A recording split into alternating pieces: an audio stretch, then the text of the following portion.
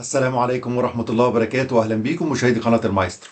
أولا نبارك لمصر الصعود لدور ال 16 في كأس الأمم سنة 2024، وللأسف مصر صعدت لدور ال 16 بعد الاستعانة بصديق، والصديق هو موزمبيق. لحد دقيقة 90 في ماتش مصر مع كاب فيردي كانت مصر حصالة إفريقيا، لأن الكرة في مصر بتدار بعقلية زملكاوية، ولكن يشاء القدر وموزمبيق تنقذ مصر. وبما ان الكرة في مصر بتدار بعقلية زملكاوية، كنا هنشوف العجب بعد الخروج المؤسف والأداء الباهت. كنا هنروح لناس تانية خالص، كان أي حد ممكن يشيل الليلة إلا الوزير واتحاد الكورة. كان ممكن فيتوريا، ممكن محمد صلاح، ممكن أي حد تاني، ولكن ربنا ادانا فرصة مرة تانية. ولولا إن عندنا في المنتخب شوية لعيبة رجالة كان زمان المنتخب كله سافر، مش محمد صلاح بس. في حلقتنا النهارده هنتكلم على منتخب مصر وهنتكلم على محمد صلاح، وهل محمد صلاح ظالم أم مظلوم؟ منتخب مصر اللي يوم عن يوم بيثبت ان فيتوريا هو مدرب ضعيف، وبيثبت ان كان في مجاملات في المنتخب في اختيارات القايمه من الاساس واختيار قايمه المباراه، وبدليل ان محمد النني اللي لعب ماتشين اساسي بضغط الجماهير وضغط الاعلام اضطر ان هو يقعده. فيتوريا اللي كل ما يعدل الجاكيت البنطلون يضرب منه. منتخب مصر في ماتش الراس الاخضر تحسن كتير هجوميا، ولكن ظل دفاعيا اسوأ ما يكون، والسبب فيتوريا. منتخب مصر اللي غير 4 تغييرات عن مباراة غانا، دخل محمد هاني ودخل مروان عطية ودخل فتوح وبدأ زيزو مكان محمد صلاح. 4 تغييرات كلها صح. خروج محمد النني صح. محمد حمدي كان سيء جدا في أول مباراتين. محمد هاني أقوى دفاعيا من عمر كمال عبد الواحد، وزيزو البديل الأفضل لمحمد صلاح، ومروان عطية هو البديل الأصح والأفضل من زمان قوي مكان محمد النني. شفنا في الشوط الأول سيطرة وتسديدات ورفعات وكل شيء، وفرصة واحدة في الدقيقة 45 كالعادة، كأن مكتوب علينا في الدقيقة 45 يدخل جون في مصر ونرجع نعوضه عشان نعرف نكسب. والتكرار بيعلم الشطار. ومن نفس المكان ومن نفس الجبهة الشمال بتاعت مصر، من عند محمد حمدي، بس المرة دي مش محمد حمدي، المرة دي أحمد فتوح. أحمد فتوح اللي ما لعبش السنة دي 4-5 ماتشات على بعض لأنه كان عاوز يجدد، ومشكلة المخدرات ومشكلة المنشطات، وما لعبش كوره. ولكن فيتوريا اختاره على حساب منتخب مصر وقال يجهزوا مع المنتخب، يجهزوا ماتش 2 وللاسف 3 كان واقع بدنيا ولم يضيف شيء، وزيه زي محمد حمدي. في الشوط الاول نص الملعب كان افضل بكتير من وجود النني، ولكن للاسف حمدي فتحي كان واقع بدنيا. حمدي فتحي اللي لعب ماتشين كاملين واضح جدا ان هو كان تعبان. حتى مرموش الماتش ده غير ماتش غانا، مرموش واضح عليه جدا الاجهاد في الماتش ده، وكتر خيره لانه كان من اللعيبه القليله اللي لعبت الماتشين الاولانيين. في الشوط الثاني نزل تريزيجيه كالعاده، غير كل حاجه في منتخب مصر، ونفس التغيير اللي اتعمل، طلع حمدي فتحي ولعبنا ب2 في خط النص للمره الثانيه على التوالي. وده بيأكد ان طريقه منتخب مصر ممكن تلعب ب2 بس خط النص، ولكن للاسف انت ما عندكش صانع العاب يلعب قدامه، فبتضطر تلعب ب2 راس حربه. بنزول تريزيجيه عمر مرموش بيدخل جنب مصطفى محمد، بيبقى عندك 2 راس حربه بس ما عندكش صانع العاب. وحتى لما ينزل كهرباء هو مش صانع العاب.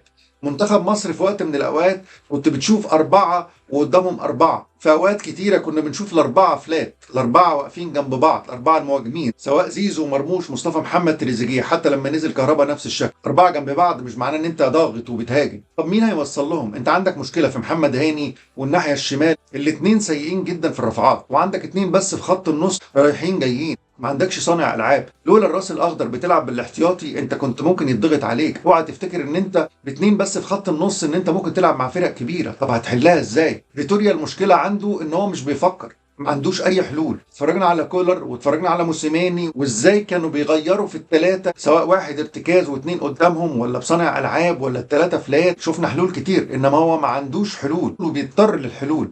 احمد سيد زيزو اغلى لاعب في الدوري المصري ب5 مليون يورو.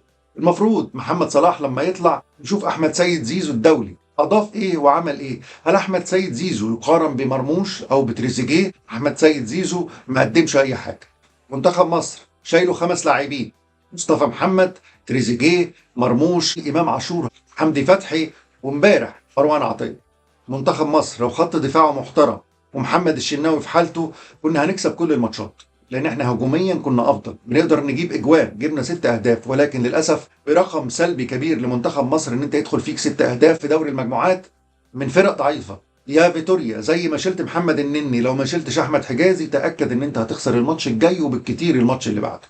احمد حجازي اللي عامل 3 صليبي. اي حد مصاب يا جماعه، اي حد مصاب وبيعمل عمليات وبيدخل في تاهيل كتير من الحالات صعب جدا ان عضلات الجسم تقدر تتحمل فترات التأهيل الطويلة. احمد حجازي واضح جدا ان عضلاته عندها تيبس، ما بقاش لين. احمد حجازي ما بيعملش تاكلينج، ما بيحاولش ينزل على الارض.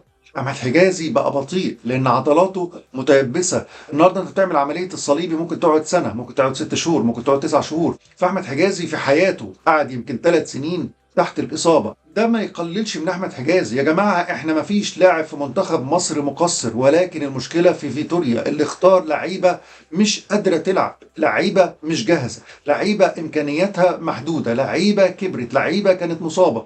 وانت عندك كل الحرية في الاختيارات. انت محتاج لاعب يعمل تاكلينج. انت موقع محمد عبد المنعم معاك، محمد عبد المنعم مش في مستواه. بس هل مش في مستواه عشان اللي جنبه ضعيف، سواء اللي على يمينه أو على شماله؟ عاوزين نشوف.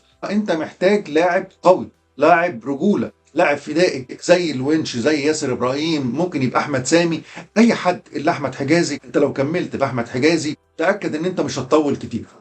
الباك الشمال في مصر مشكلة. الباك الشمال نقطة ضعف كبيرة، ولما تكون نقطة ضعف كبيرة بتحرمنا كتير من الجناح الأيسر اللي هو تريزيجيه أو مرموش، فبيضطروا يرجعوا ورا. مش معقول كل كورة تتلعب من الناحية الشمال تدخل فينا جون. أوقات كتير منتخب مصر كان بيمر بالظروف دي، سواء لإصابات باك شمال أو لضعف باك شمال. كنا بنتفاجئ إن حسن شحاتة منزل شادي محمد باك شمال أو أحمد فتحي باك شمال. كان في حلول. أنت مش عيب إن أنت تلعب بحد دفاع باك شمال في الماتشات الجايه عشان تدي حريه للفريق. مش معقوله هتلعب مع فرق كبيره ب2 بس في خط النص، معاك دفاع مهلهل، فانت هتخرج بفضيحه كبيره. منتخب مصر محتاج حلول، محتاج فكر، محتاج تغيير، محتاج ابتكار.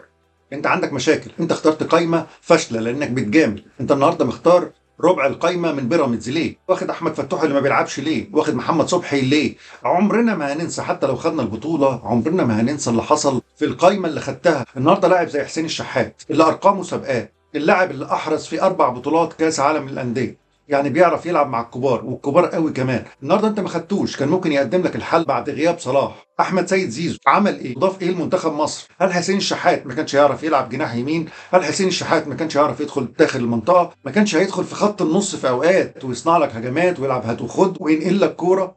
حتى بديل احمد سيد زيزو النهارده مصطفى فتحي. مصطفى فتحي اللي اخره يلعب ربع ساعه، اي لعيب هيديله كتف هيوقعه. مصطفى فتحي لو كان فيه خير كان زمانه دخل منتخب من 10 سنين. محمد الشناوي لو مصاب ومش هيلعب الماتش الجاي يمكن خير لمصر. يبقى ده اول تعديل لمحمد الشناوي. اهداف كتير، بالذات الهدف الاخير اللي دخل فيه من الراس الاخضر، كان ممكن اي حارس تاني يتعامل احسن من كده. خط الدفاع، انت لو كملت باحمد حجازي للمباراه الرابعه على التوالي تاكد ان انت خسران خسران. بالنسبه للباك الشمال لازم تشوف له حل، لازم تشوف له حل دفاعي قبل ما يكون هجومي، لان عندنا جبهه هجوميه قويه جدا في الناحيه الشمال. فانت لازم تحل خططيا او بالافراد المكان ده. بالنسبه لخط النص امام عاشور ومروان عطيه بيقدموا افضل اداء، ولكن هل امام عاشور هيقدر يكمل المباراه الرابعه على التوالي؟ واتوقع ان في البطوله دي امام عاشور هيجي له عروض اكبر مما نتخيل. بيقوم بادوار وبيجري مسافات طويله بسرعات عاليه وبيسدد وبيباص وبيعمل كل شيء دفاعيا وهجوميا في الكوره. هل حمدي فتحي هيكون الثالث ولا هترجع للنني تاني ولا هنشوف منك ايه يا عم فيتوريا؟ خلاصه الكلام، لو ما حلتش مشاكلك الدفاعيه مع فرق كبيره اكيد هتخسر.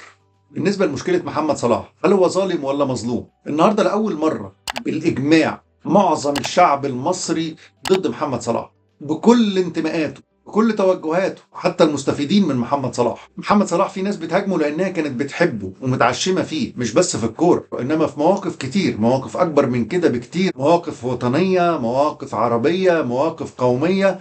محمد صلاح لناس كتير خذله. محمد صلاح اسمه ترند، ان انت تهاجم محمد صلاح فتاكد الناس كتير هتشوفك، الناس كتير هتسمعك. وده اللي بيحصل في الاعلام المصري. النهارده الاعلام المصري بيهاجم محمد صلاح لانه كسبان، لانه ترند، لانه سحبك بعيد عن الواقع. ان انت تتكلم على محمد صلاح، ان انت ما تفكرش الزمالك ازاي فك القيد، ان انت ما تفكرش ازاي مستشفى الناس اللي تاخد تبرعات من الناس الغلابه وتديها للزمالك. حاجات كتيره حصلت خلال الشهر اللي فات، ولكن ازمه محمد صلاح غطت على الكل. النهارده منتخب مصر لو كان خسر او خرج من بطوله افريقيا كانت كل الناس هم هيوجهوها ضد محمد صلاح، وهننسى فيتوريا وهننسى حازم امام وهننسى الوزير وهننسى اتحاد الكوره. الناس دي بتحركنا زي ما هي عايزه. اوعى تفتكر ان في البرامج لما بيجيبوا ضيف ويقعدوا يناقشوه ويهاجموا بعض ويتكلموا ويتناقشوا الكلام ده بيبقى مترتب. النهارده احنا هنقول ايه؟ النهارده احنا هنخرف في ايه؟ النهارده احنا هنهاجم مين؟ النهارده احنا هنضرب في مين؟ عشان الناس يا اما تدافع يا اما تهاجم.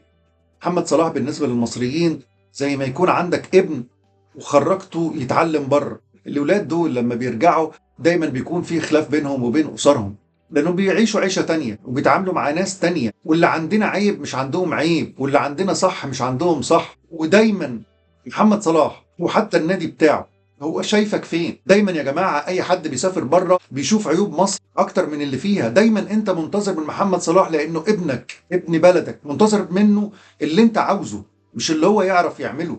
انا مش بدافع على محمد صلاح ولا هدافع عن محمد صلاح، ولكن في امور انت لازم تفكر فيها. ليه الناس كلها هاجمت محمد صلاح في وقت واحد؟ هل محمد صلاح غلطان؟ طب تعالى ندور في التفاصيل. محمد صلاح اتصاب، محمد صلاح مش هيمثل، محمد صلاح الدقيقة بتاعته بفلوس، فمحمد صلاح خرج عنده شد عضلي زي ما قال دكتور منتخب مصر، وقال لك هيقعد من اسبوع ل2 فممكن يحصلنا في المباراة قبل النهائية او النهائية. ولكن كلوب اداهم على قفاهم، قال لهم محمد صلاح هيسافر، محمد صلاح هيتعالج في ليفربول. محمد صلاح دوره ايه في الموضوع ده؟ مين اللي غلطان؟ لما دورت وبحثت لقيت ان في الاعلام العالمي بيقولوا ان محمد صلاح عنده مزق بسيط في العضله. مزق ده يعني مش اسبوع، ممكن 2 ممكن 3. يعني محمد صلاح خارج كاس الامم الافريقيه. طب مين اللي قال ان هو عنده مزق؟ محمد صلاح راجل بيلعب في ليفربول، فاتصل بيه الدكتور بتاع ليفربول قال له انت ايه مشكلتك؟ عانيت من ايه؟ حصل ايه؟ فحكى له، فقال له الحاله دي مش شد عضلي بس، ده مزق. طب ابعت لي الاشعه. فشاف الاشعه فقرر ان مده العلاج اطول. انت النهارده مش في مصر، انت النهارده في دوله افريقيه. لو نفتكر يا جماعه بطوله الامم اللي فاتت لما كانت لعيبه منتخب مصر بتعمل استشفاء بالثلج في الجرادل، الناس دي في انجلترا او غير انجلترا بتبص لدول افريقيه بتبص لهم علميا ان احنا بعيد قوي، محدش بيثق فينا وفي ارائنا. النهارده انت لما يكون عندك لاعب منتخب مصر بقيمه محمد صلاح وتلعبه قبلها ويحصل له اصابه كبيره يغيب شهر او 2 ويضيع على ليفربول دوري ابطال او كاس او دوري، فمين اللي هيدفع الثمن؟ وزي ما انتم شايفين معايا ده الرد الرسمي بتاع دكتور المنتخب اللي بيأكد فيه ان محمد صلاح اتفقوا مع ليفربول ان هو يسافر لان مدة الاصابة ممكن تبقى طويلة، تجهيزات التأهيل اكيد هتبقى ناقصة في كوت ديفوار، فده الرد. فدلوقتي احنا عشان نحكم على محمد صلاح كلمة ورد غطاها. محمد صلاح لو لعب مباراة قبل ما مصر تخلص كاس الامم يبقى في الحالة دي محمد صلاح كذاب والناس كلها تحاسبه. انما لو محمد صلاح ما قدرش فعلا يلعب بسبب الاصابة لفترة طويلة لحد ما تنتهي كاس الامم الافريقية يبقى محمد صلاح مظلوم.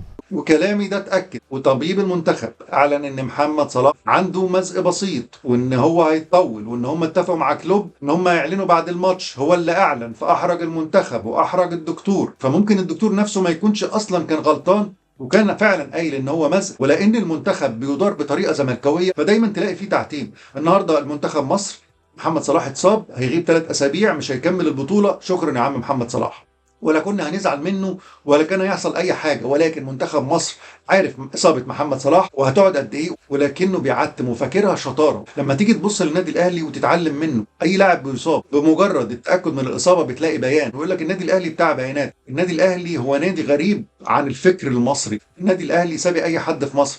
كل الانديه في العالم بتتعامل بطريقه النادي الاهلي، وعلشان كده احنا اغراب في مصر. كلامي عن محمد صلاح مش دفاع ومش طلب ان هو يرجع ومش عاوزه يكمل البطولة، وهو فعلا منتخب مصر مش منتخب محمد صلاح، ولكن استغلال الفرص وانتهاز الفرص عشان نعلق شماعات وكلنا نكرر نفس الكلام. طب اقول لكم حاجة، محمد صلاح بعد كده هيرجع المنتخب وهيتكرم وهيقولوا ان الطبيب حصل، القصة اللي انا قلتها لكم دي اللي هتتقال، وان محمد صلاح مظلوم، وهيجيبوا ناس متعيط ومتأثرة، وكل الناس هتعرف ان محمد صلاح مظلوم، سواء مظلوم او مش مظلوم، بس هم يخلوه مش مظلوم. ليه؟ لان محمد صلاح سبوبه كبيره، سبوبه كبيره للمنتخب. منتخب مصر ده ليه رعاه زي النادي الاهلي كده، فالرعاه دول عشان خاطر محمد صلاح بيدفعوا فلوس، الفلوس دي رايحه فين؟ من غير محمد صلاح منتخب مصر قيمته هتقل. النهارده انت بتتفرج على مباراه مصر والراس الاخضر، الكاميرا بتاعت ساحل العاج كل شويه بتيجي على محمد صلاح لان محمد صلاح ده نجم سواء شئنا ام ابينا، ولان في مصلحه هيرجع محمد صلاح. لو اتضغط عليه اكتر من كده هيتكلم. لو رجعنا لسنة 2018 بعد كاس العالم لما فضحهم كلهم، ولما كان ليه طلبات لمنتخب مصر قال لهم في سبونسر بتجيلكوا، فالمفروض ان اللعيبه دي تتقدر بشكل معين، سواء في الفندق، سواء في الامن، سواء في الطيران، سواء في حاجات كتير. وهو قالها لهم بصراحه: يا جماعه انا عارف ان في سبونسر بتدفع لكم، فانا حقي ان انا بتكلم باسم اللعيبه، ان اللعيبه يوفر لها 1 و2 و3 زي بقيه الناس، لان المفروض انا شايف ده بيحصل معايا ومع دول افريقيه تانية وفي اوروبا، فالمفروض انا ابن مصر، فالمفروض ان انا بطور في مصر. ودي الحقيقه. كل واحد بره مصر لما بيدخل مصر بيشوف عيوبها اكتر من اي حد، ونفسه ان هو يغير فيها اي حاجه، بس ما بيعرفش يغير فيها اي حاجه، لان الناس بتهاجمه على اساس ان انت جاي تتنطط علينا. منطقي جدا ان نادي ليفربول يقلق على محمد صلاح، ما يثقش في التشخيص بتاع محمد صلاح، وما يثقش في التاهيل، وما يثقش في مده العلاج، خاصه ان انت في كوت ديفوار. فياريت اللي بيهاجم محمد صلاح قوي وبيخونه يورينا نفسه بعد شهر او 2 ونسمعه وهو بيدافع عن محمد صلاح. انا النهارده مش بدافع عن محمد صلاح لانه صاحبي ولا اعرفه ولا بتابعه والله في ليفربول، بس يا جماعه منطقيه. لاعب مصاب، مده اصابته طويله، فالطبيعي ان هو يرجع يتعالج في المكان الافضل. ما هيقعد يعمل ايه؟ الاختيار التاني ان هو يلعب بدري فيتصاب فيأذي كل الناس ويأذي نفسه. فالناس دي كلها هترجع والاعلام كله هيرجع يصالح محمد صلاح، لان للاسف المصلحه هتغلب. عموما نتمنى الفوز لمنتخب مصر، ونتمنى تطهير الرياضه، ويا ريت بالذات الاهلاويه اوعى ياخدك الاعلام ان انت تهاجم اسطوره، نجم مصر بيرفع علم مصر في كل الدنيا وبيرفع اسم مصر في كل الدنيا. وده اللي حصل قبل كده مع الخطيب، وده اللي بيحصل مع النادي الاهلي. الناس دي بتستغل نجوميه الناس ان هي تلهي ناس. النهارده اي حد بيتكلم على محمد صلاح، اي حد بيتكلم على محمود الخطيب، اي حد بيتكلم على النادي الاهلي، كل الناس يا اما بتدافع يا اما بتهاجم، فهو بيليك في حته تانية خالص. يا جماعه لازم نفكر الناس دي عاوزه مننا ايه. وشكرا ليكم اعزائي مشاهدي قناه المايسترو، والى اللقاء في حلقه جديده من حلقات المايسترو. وما تنسوناش بدعم القناه بالاشتراك واللايك والشير وتفعيل زر الجرس علشان يوصلك كل ما هو جديد. والسلام عليكم ورحمة الله وبركاته.